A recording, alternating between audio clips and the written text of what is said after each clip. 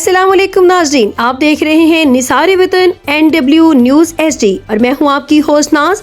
और अब चलते हैं आज की अहम खबरों की तरफ। खबर शामिल करते हैं शफीक अहमद मुगल की रिपोर्ट के मुताबिक रहीम यार खान में जखीरा अंदोजों पर बड़ा वार। पैरा फोर्स और फूड कंट्रोलर ने 1000 मेट्रिक टन गंदम जब्त कर ली। रहीम यार खान डिस्ट्रिक्ट कमिश्नर की हिदायत पर पैरा फोर्स, रहीम यार खान और डिस्ट्रिक्ट फूड कंट्रोलर ने जखीरा अंदोजी के खिलाफ भरपूर कार्रवाइयां जारी रखी। इस सिलसिले में रहीम यार खान के इलाके मेंठार में एक निजी कॉटन फैक्ट्री में गंदम की गैर कानूनी जखायर के इतला पर फौरी एक्शन लिया गया। कार्रवाई के दौरान फूड कंट्रोलर और पैरा फोर्स ने गंदम के 22,000 थैले 50 किलोग्राम फी थैला बरामद करके तहवील में ले लिया, जिनका मजमूई वजन 1000 मेट्रिक टन बताया जा रहा है। जब्त की गई गंदम को सरकारी तहवील में ले लिया गया, जबकि मजीद कानूनी कार्रवाई का अमल जारी है।